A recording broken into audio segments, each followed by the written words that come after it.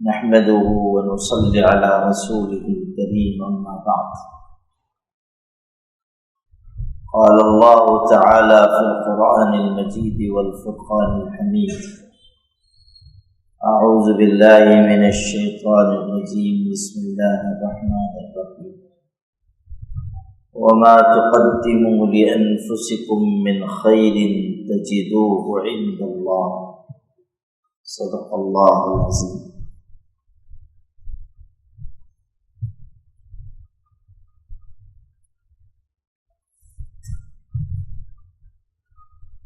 نیکی اور بھلائی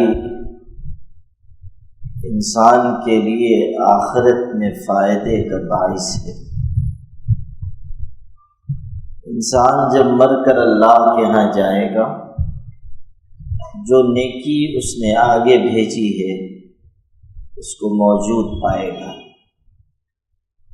فَمَن يَعْمَلْ مِثْقَالَ ذَرَّةٍ خَيْرًا يَرَهُ، سورہ اذا زلزلت میں ہے. اگر ذرے کے برابر بھی کوئی اچھا عمل ہے، انسان آخرت میں اس کو دیکھ لے گا. اگر ذرے کے برابر، ذرہ کس کو کہتے ہیں؟ بتاؤ، ذرہ کس کو کہتے ہیں؟ بتائیے ڈاکٹر صاحب، بتائیے کس کو؟ شاباش، آپ کو 100 نمبر ملے. دیکھو، ذرہ اس کو کہتے ہیں جو ہماری آنکھ سے دکھتا ہی نہیں، ہماری آنکھ سے نظر نہیں آتا ہے. البتہ جب دھوپ پڑتی ہے، آپ دیکھیں گے جب دھوپ آتی ہے تو کچھ چیزیں اس میں جو نظر آتی ہیں دھوپ کی وجہ سے دکھائی دیتی ہیں، اس کو کہتے ہیں ذرہ. ایسے آپ دیکھنا چاہیں ڈبل چشمہ بھی لگا لیں تو نہیں دکھے گا. جب وہ دھوپ آتی ہے اس میں آپ دیکھیں گے کچھ چیزیں اڑتی ہوئی دکھ رہی ہیں، وہ ہے ذرہ. اندازہ کیجیے کتنی معمولی چیز ہے، اتنی چھوٹی ہے کہ ہم کو دکھ بھی نہیں رہی ہے. جب دھوپ اس پر پڑتی ہے تب وہ چیز نظر آتی ہے. اگر اس ذرے کے برابر یا اس سے بھی چھوٹا کوئی نیک عمل انسان کرے گا، اللہ کے ہاں آخرت میں اس کو موجود پائے گا. قرآن مجید نے ذرہ لفظ استعمال کیا ہے، یعنی بالکل معمولی، ذرے کے برابر بھی کوئی نیکی ہے آخرت میں پائے گا. اگر ذرے کے برابر برائی ہے اس کو بھی پائے گا. یعنی چھوٹی سے چھوٹی برائی ہو یا چھوٹی سے چھوٹی بھلائی ہو، اللہ کے ہاں انسان اس کو موجود پائے گا. اللہ تعالی سے بڑھ کر قدردانی کرنے والا کوئی نہیں. ما یفعل اللہ بعذابکم ان شکرتم وآمنتم. ارشاد ہوا اللہ تم کو عذاب دے کر کیا کرے گا اگر تم شکر کرو، ایمان لاؤ، صحیح راستے پر چلو. تو اللہ تم کو عذاب دے کر کیا کرے گا؟ وَكَانَ اللَّهُ شَاكِرًا عَلِيمًا. اور اللہ تو بہت قدردانی کرنے والا ہے، بہت علم رکھنے والا ہے. قدردانی کرنے والا ہے مطلب یہ کہ چھوٹے سے چھوٹے عمل کو بھی ضائع نہیں ہونے دے گا. اور علم رکھنے والا ہے، وہ جانتا ہے کہ تم کب کون سا عمل کر رہے ہو اور کس نیت سے کر رہے ہو. کس نیت سے کر رہے ہو یہ بھی اللہ جانتا ہے. اللہ تعالیٰ تو اس چیز کو بھی جانتا ہے جو انسان نے ابھی کی نہیں مگر کرنے والا ہے. قرآن مجید میں آیا اِنَّهُ يَعْلَمُ السِّرَّ وَأَخْفَى. اللہ تعالیٰ پوشیدہ چیز کو جانتا ہے اور پوشیدہ سے بھی جو پوشیدہ ہے اس کو بھی جانتا ہے. اب انسان کی عقل حیران ہوتی ہے کہ بھئی پوشیدہ سے پوشیدہ کیا ہوگا. ہم کہیں نا کہ ایک چیز چھپی ہوئی اللہ اس کو جانتا ہے، چھپی ہوئی سے بھی چھپی ہوئی چیز اللہ جانتا ہے. اس کا کیا مطلب ہوا؟ اس کا مطلب یہ ہے، حضرت عبداللہ ابن عباس رضی اللہ عنہما نے فرمایا، چھپی ہوئی چیز سے مراد ہے وہ عمل، انسان کا وہ عمل جو لوگوں سے چھپا ہوا ہے، چھپ کر کوئی برائی کی، وہ ہے چھپا ہوا عمل، اللہ اس کو جانتا ہے۔ اور چھپے ہوئے سے چھپا ہوا عمل وہ ہے کہ انسان نے ابھی وہ کیا نہیں، اس کو علم بھی نہیں کہ وہ یہ کرے گا، مگر اللہ کو علم ہے کہ وہ کرے گا، اور اللہ اس کے اس عمل کو جانتا ہے۔ یہ انہ یعلم السر واخفی، اللہ چھپی ہوئی چیز کو، اور جو چھپی ہوئی سے بھی چھپی ہوئی چیز ہے اس کو بھی جانتا ہے۔ اللہ تعالی قدردانی کرنے والا ہے اور علم رکھنے والا ہے، اور آخرت میں وہ سارے اعمال کو حاضر کر دے گا اور نیکی پر بھلا اجر عطا کرے گا، انعام عطا کرے گا۔ اور اس کی رحمت یہ بھی ہے کہ انسان نیکی کرتا ہے، بھلائی کرتا ہے، تو کچھ نیکی اور بھلائی کے کام ایسے ہیں جن کے اجر کو اللہ اس کی موت کے بعد بھی جاری رکھتا ہے۔ ایک آدمی مر گیا، اب نماز نہیں پڑھ سکتا، روزہ نہیں رکھ سکتا، تلاوت نہیں کر سکتا، اس کی سب نیکی بند ہو گئی، لیکن کچھ نیکیاں ایسی ہیں جو موت کے بعد بھی جاری رہتی ہیں، موت کے بعد بھی ان کا اجر قبر میں انسان کو پہنچتا ہے، اس کے نام اعمال میں اجر لکھا جاتا ہے۔ اور انسان کو یہ کوشش کرنی چاہیے کہ وہ ایسی نیکیوں میں حصہ لے تاکہ موت کے بعد بھی اس کے لیے اجر کا دروازہ کھلا رہے، ورنہ انسان مرے گا، 2-4 دن، 10 دن، 20 دن، مہینے، 2 مہینے لوگ یاد رکھیں گے، اس کے بعد بھول جائیں گے، اولاد بھی یاد نہیں رکھے گی۔ کسی سے آپ پوچھئے کہ آپ کا نام بتائے گا، باپ کا نام بتائے گا، دادا کا نام، تو ایک آدھ وہ ہوتے ہیں کہ دادا کا نام ہی غائب، یاد نہیں۔ اچھا، دادا کا نام یاد بھی ہے، پردادا کا پوچھ لیجیے، پردادا کا تو اکثر کا غائب ہو جائے گا۔ یعنی آپ کی نسل آپ کو یاد نہیں رکھ رہی ہے، آپ کی اولاد آپ کو یاد نہیں رکھ رہی ہے، آپ کی ذریت آپ کو بھلا رہی ہے۔ یہی دنیا کا دستور ہے، آدمی فوت ہو جاتا ہے، مر جاتا ہے، اور ساری چیزیں اس کے بعد ختم۔ جب تک زندہ ہے اس کا نام باقی ہے، جیسے ہی مرا نام لوگ بھول گئے، مرحوم ہو گیا، مرحوم نے ایسا کیا، مرحوم نے ویسا کیا۔ سب سے زیادہ نام جو دنیا میں وہ مرحوم ہے، جس کو دیکھیے وہ کہے گا مرحوم نے ایسا کیا، مرحوم نے ویسا کیا، مرحوم نے ویسا کیا۔ انسان کا نام غائب ہو گیا، اب وہ ہو گیا مرحوم۔ کتابوں میں ہے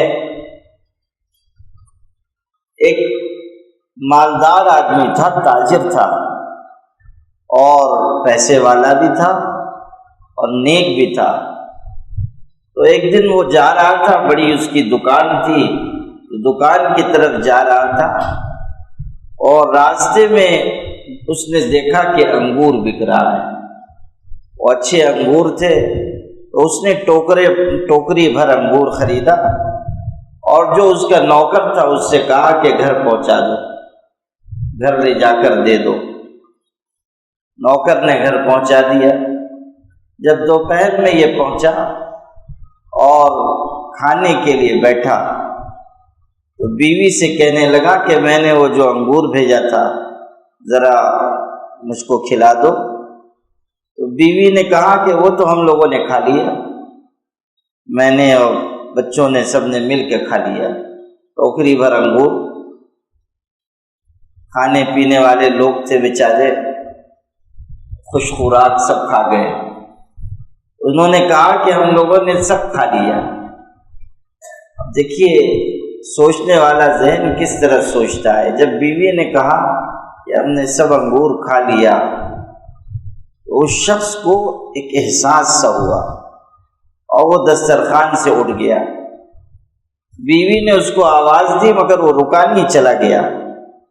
وہ گیا اور چونکہ پیسے والا شخص تھا، زمینیں بھی تھی، اس نے جا کر اپنی زمین کا ایک ٹکڑا، ایک بڑی زمین کا ایک بڑا حصہ اس نے اسی وقت جا کر نشان زد کیا۔ مزدوروں کو بلایا، ٹھیکیدار کو بلایا اور ٹھیکیدار کو پیسے دیے، زمین بتائی، کہا یہاں کام شروع کرو، مسجد بناؤ، مسجد کی تعمیر کرو، بڑی مسجد عظیم الشان یہاں مسجد بنے گی، اور پیسے اس کو دیے اور کام شروع کروا کے پھر گھر واپس آیا۔ اب جب واپس آیا تو بیوی نے کہا کہ ایسے اچانک آپ کہاں چلے گئے، کھانا بھی نہیں کھایا، آواز دی، آواز بھی آپ نے نہیں سنی۔ تو اس تاجر نے کیسی خوبصورت بات کہی، کہنے لگا کہ آج جب میں نے تم سے انگور مانگا اور تم نے کہا کہ ہم نے انگور کھا لیا، ہم نے بچوں نے مل کے کھا لیا، تو مجھ کو یہ خیال ہوا کہ میں ابھی زندہ ہوں، اس کے باوجود تم لوگوں نے مجھے انگور کھاتے ہوئے یاد نہیں کیا، ایک دانہ انگور بھی میرے لیے نہیں بچایا۔ جب میں مر جاؤں گا تو تم تو کبھی یاد نہیں کرو گے اور کبھی میرے لیے دعا نہیں کرو گے، کوئی نیکی نہیں کرو گے۔ مجھے یہ خیال ہوا کہ اپنی آخرت کے لیے میں خود کوئی سامان فراہم کر دوں، تم سے کوئی امید نہ رکھوں۔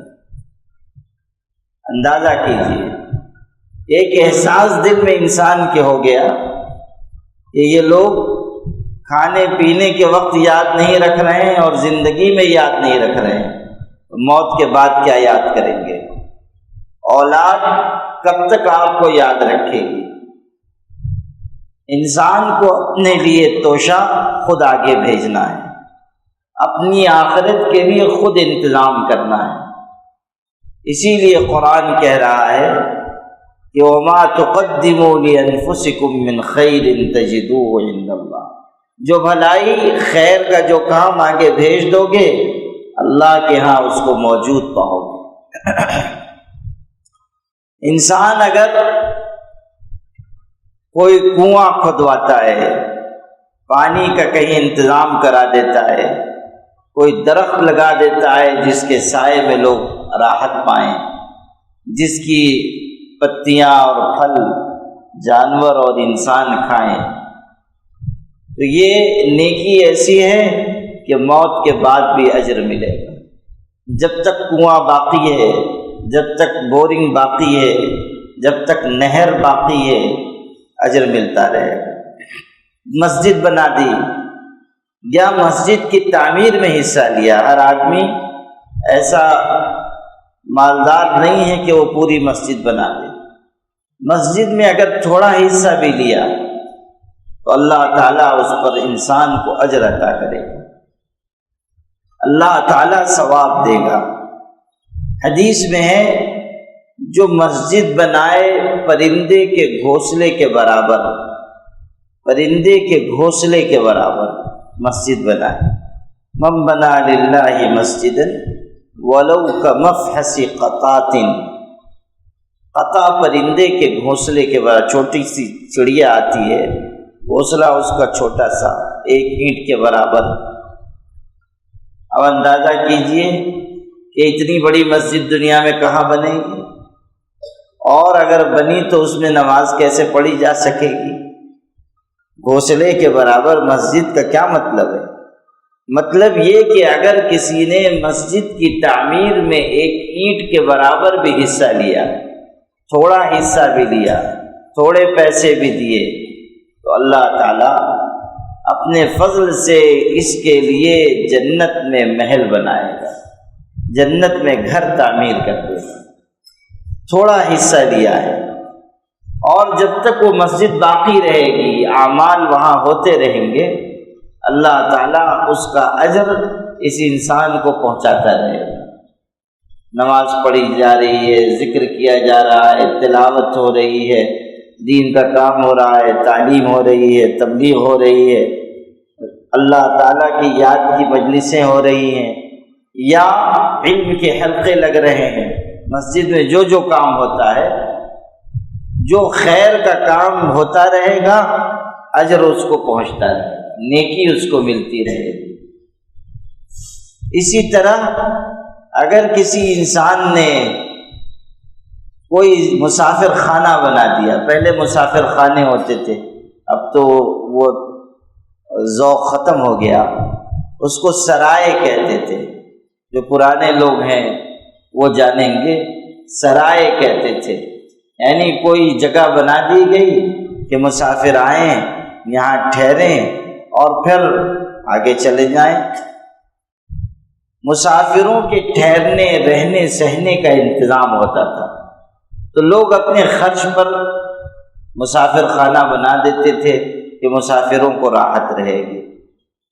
تو اگر کسی نے مسافر خانہ بنا دیا اور اس سے لوگ راحت پا رہے ہیں، آرام پا رہے ہیں، اس کو اجر ملے گا۔ کسی بھی جاندار کو راحت پہنچانا اور راحت پہنچانے کا انتظام کرنا، یہ ہے صدقہ جاریہ۔ جب تک وہ چیز باقی رہے گی اجر ملتا رہے گا۔ بخاری شریف میں ہے، انسانوں کو جانے دو، جانوروں کو راحت پہنچانے پہ اجر ہے۔ حدیث میں ہے ایک شخص گرمی کے زمانے میں جا رہا تھا، اس کو بہت سخت پیاس لگی، حلق میں کانٹے پڑنے لگے، اس نے تلاش کیا، ایک کنواں ملا، وہ کنویں میں اترا۔ اب آپ سوچیں گے کیسے اترا؟ اس زمانے میں جو کنویں بنائے جاتے تھے، اب بھی ہوتے ہیں گاؤں دیہات میں، اس میں سیڑھیاں ہوتی ہیں اترنے کے لیے، اگر ڈول نہیں ہے، رسی نہیں ہے، لوگ اتر جاتے تھے اور پھر نیچے جہاں پانی کی سطح ہے وہاں سے پانی لے لیا، پھر چڑھ گئے۔ تو یہ آدمی گہرا کنواں تھا، نیچے تک اترا اور اس نے کنویں میں سے پانی پیا، اور پانی پینے کے بعد اوپر چڑھ کر آیا اور اب آگے جانا چاہ رہا تھا۔ اتنے میں اس کی نظر پڑی کہ ایک پیاسا کتا ہے اور اس کی زبان نکل رہی ہے، ہانپ رہا ہے اور پیاس کی شدت کی وجہ سے تکلیف میں ہے۔ تو جب اس پہ نظر پڑی تو اس کو خیال ہوا کہ جو حالت تھوڑی دیر پہلے پیاس کی وجہ سے میری ہو رہی تھی، وہی حالت اس بیچارے کی ہے۔ تو اس نے اس کی تکلیف محسوس کر کے پھر اس نے کنویں میں اترنے کی مشقت جھیلی، پورا نیچے تک گیا اور کوئی چیز تھی نہیں جس میں پانی لے کے آتا، ایسا تو ہو نہیں سکتا تھا کہ کتے کو بغل میں دبا کے نیچے چلا جائے، تو کرتا کیا بیچارہ، کوئی ڈول بھی نہیں۔ تو وہ چمڑے کا موزہ پہنا ہوا تھا، اس نے وہ موزہ نکالا اور اس چمڑے کے موزے میں پانی بھرا اور اوپر لے کر آیا اور اس نے کتے کو وہ پانی پلایا۔ حضور صلی اللہ علیہ وسلم نے یہ قصہ بیان کر کے فرمایا، الفاظ ہیں حدیث کے، فشکر اللہ لہ فغفر لہ، اللہ نے اس کے اس عمل کی قدردانی فرمائی اور اس کی مغفرت فرما دی۔ اللہ نے اس کے اس عمل کی قدردانی کی، صرف اتنی مشقت کہ کنویں میں نیچے اترا، موزے میں پانی بھرا، واپس لے کر آیا اور کتے کو پلا دیا۔ تو اللہ کے نبی فرما رہے ہیں اللہ نے اس کے اس عمل کی قدردانی کی، اس کی مغفرت فرما دی۔ جب آپ نے یہ قصہ بیان کیا تو صحابہ نے ایک بات پوچھی، کہنے لگے اللہ کے رسول صلی اللہ علیہ وسلم، کیا جانوروں کے سلسلے میں بھی ہمیں اجر ملے گا؟ یہ سوال کیا۔ صحابہ نے پوچھا کیا جانوروں کے سلسلے میں بھی ہم کو اجر ملے گا؟ تو حضور نے فرمایا ہاں، ہر جاندار میں اجر رکھا گیا ہے۔ یہ ہے، یہ ٹکڑا آپ کو سنانا تھا، ہر جاندار کے سلسلے میں اجر رکھا گیا ہے۔ یعنی اگر کسی بھی جاندار کے ساتھ بھی اگر آپ اچھا برتاؤ کریں گے، چڑیوں کو دانہ کھلا دیا، چلنے والے جانوروں کو راحت پہنچا دی، کسی جانور کو کوئی زخم لگ گیا اس کو درست کر دیا۔ ہمارے حافظ محمد یوسف صاحب تھے، بڑے بزرگ، یہاں بھی تشریف لاتے تھے، بڑے اللہ والے آدمی تھے۔ وہ ادھر یہ جو دروازہ ہے جہاں میں افطار کے لیے بیٹھتا ہوں، وہ بیچارے مجلس میں وہاں بیٹھ جاتے تھے، بڑے پرہیزگار آدمی تھے، ہزار کھولی میں رہتے تھے۔ تو ان کے ہاں محلے بھر میں کہیں کسی گدھے کو چوٹ لگ گئی، کسی کتے کو چوٹ لگ گئی، تو وہ بیچارے اس گدھے کی کتے کی تیمارداری وہ کرتے تھے، اس کو زخم پہ مرہم لگانا، اس کو راحت پہنچانا۔ اور چونکہ جانور بھی مانوس ہو جاتے ہیں تو گدھے ان کے دروازے پہ چلے آتے تھے، جانور چلے آتے تھے۔ محبت کی زبان دنیا کا ہر جاندار سمجھتا ہے، محبت کی زبان دنیا کا ہر جاندار سمجھتا ہے۔ جانور بھی محسوس کرتے ہیں کہ کون انسان ہم سے محبت کرتا ہے۔ تو یہ ان کا عمل تھا، ایک کوئی کسی کو تکلیف ہو گئی وہ اس کو مرہم پٹی کر رہے ہیں، انسان کو نہیں، جانور کو۔ اندازہ کیجیے، جانور کی تکلیف بھی تکلیف ہے، ہم لوگ احساس نہیں کرتے ہیں۔ کوئی جانور ہے بلا وجہ اس کو مار رہے ہیں، بکری ہے اس کو چلتے پھرتے مار رہے ہیں، گدھا ہے اس کو چلتے پھرتے ٹھوکر لگا رہے ہیں۔ بعض بچے تو بہت ہی شریر بدماش ہوتے ہیں، اس کے گدھے کے دم میں پٹاخہ باندھ دیتے ہیں، وہ بیچارے کو اور تکلیف پہنچاتے ہیں۔ یہ نہیں صحیح ہے، جانوروں کو تکلیف نہیں پہنچانی چاہیے، جہاں تک ہو سکے راحت پہنچانے کی کوشش کرنی چاہیے۔ اور ابھی میں نے حدیث شریف سنائی، اس سے پتہ چلا پانی پلانے کا بڑا اجر ہے، پانی پلانے کا۔ وہ کوئی پیاسا آدمی ہے، پلا دیجئے پانی، آپ پانی لے کے آنے کی بھی ضرورت نہیں، پانی موجود ہے، صرف آپ گلاس میں بھر کے لے جا کے دے دیجئے، یہ بھی خدمت ہے۔ راہ چلتا ہوا آدمی ہے، پیاسا ہے، آپ نے پانی پلا دیا، اس پر اجر ہے۔ کھانا کھلانا، پانی پلانا، اس پہ بہت بڑا اجر ہے۔ حدیث پاک میں ہے، جو آدمی کسی کو پیاس کی حالت میں پانی پلائے گا، اللہ تعالیٰ اس کو نہر جنت سے پانی پلائے گا۔ اور جو آدمی کسی کو بھوک کی حالت میں کھانا کھلائے گا، اللہ اس کو جنت کے پھلوں سے روزی عطا فرمائے گا۔ اندازہ کیجیے، اتنی بڑی نیکی کی بات ہے، پانی پلانا، کھانا کھلانا۔ مگر اس کا مطلب یہ نہیں ہے کہ آپ روزے داروں کو عصر بعدی کھانا کھلانے لگے، پانی پلانے لگے کہ لیجئے ٹھنڈا پانی ہے نوش فرمائیے۔ موقع محل کے حساب سے کام کرنا چاہیے۔ تو کھانا کھلانا، پانی پلانا یا پانی کا انتظام کر دینا، کنواں کھدوا دیا گیا، اب خلق خدا اس سے فائدہ اٹھا رہی ہے، ہم مر گئے، کنواں باقی ہے، جب تک لوگ اس سے پانی پیتے رہیں گے ہم کو قبر میں اس کا اجر پہنچتا رہے گا۔ اسی طرح علم سکھانا، وہ نیکی جس کا اجر بعد میں بھی ملتا ہے، مرنے کے بعد بھی، وہ ہے علم سکھانا۔ اگر ہم نے کسی کو پڑھا دیا، سکھا دیا، اور وہ علم زندہ ہے، اس نے اگلے کو سکھایا، اس نے اگلے کو سکھایا، تو یہ جو سکھانے کا عمل ہے، یہ علم جب تک زندہ رہے گا اس انسان کو اجر ملتا رہے گا۔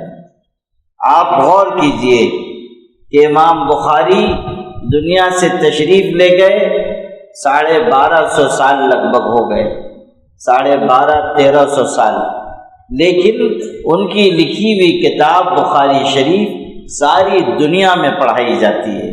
کوئی عالم اس وقت تک عالم نہیں ہوتا جب تک ان کی کتاب نہیں پڑھ لیتا ہے۔ اور صرف یہ نہیں کہ مالیگاؤں میں اور ہندوستان میں، ساری دنیا میں جب تک کوئی شخص ان کی کتاب نہیں پڑھ لے گا، عالم نہیں کہلائے گا۔ مشرق، مغرب، شمال، جنوب، ہر جگہ ان کی کتاب پڑھائی جاتی ہے، پڑھی جاتی ہے۔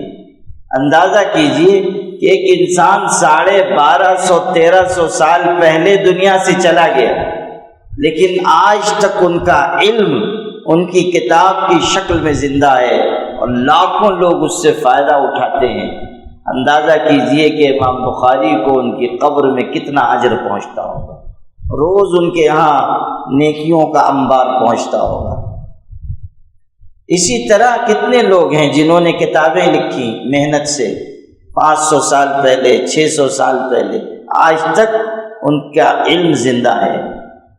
لوگ اس وقت چراغ کی روشنی میں لکھتے تھے اور لکڑی کے قلم سے، اس کو برو کہتے تھے، جو بوڑھے لوگ ہیں وہ دیکھے ہوں گے، یہ سب نئی نسل تو لکڑی کا قلم اور دوات یہ سب سے ناواقف۔ تو وہ برو ہوتا تھا، لکڑی کو چھیل کر اس کو روشنائی میں ڈبو کے اس سے لکھتے تھے، اور بار بار اس کو ڈبونا پڑتا تھا، ذرا ڈبویا لکھا پھر ڈبویا پھر لکھا، تو بہت دیر لگتی تھی لکھنے میں۔ اندازہ کیجئے کہ ہمارے بزرگوں نے چراغ کی روشنی میں وہ لکڑی کے قلم سے لکھا۔ جس وقت وہ لکھ رہے ہوں گے ان کو یہ کبھی سوچ آتی ہوگی کہ ایک زمانہ آئے گا کہ ہمارا یہ روشنائی سے لکھا ہوا نسخہ دنیا میں اس طرح پھیلے گا کہ لوگوں کے ہاتھ میں موبائل موجود ہوگا اور اس میں وہ میری کتاب کھول کر پڑھیں گے؟ وہ سوچ سکتے تھے؟ لیکن ان کی محنت کو اللہ نے باقی رکھا، اور ہم لوگ آج 700-800 سال پہلے کی کتاب موبائل میں کھول کے پڑھتے ہیں، ان کی کتاب آج پڑھ رہے ہیں۔ اندازہ کیجئے کہ ان کی قبر میں کتنی نیکی پہنچتی ہوگی، کتنا ثواب پہنچتا ہوگا۔ تو میرے بھائی، یہ سب وہ نیکیاں ہیں جو انسان کو موت کے بعد کام آئیں گی۔ اللہ تعالی ہم سب کو نیک بنائے اور پرہیزگار بنائے اور سیدھی راہ پر چلائے، اور اللہ تعالی ہمیں خیر کے کاموں میں مشغول فرمائے، ایمان پر زندگی عطا فرمائے اور ایمان پر موت عطا فرمائے۔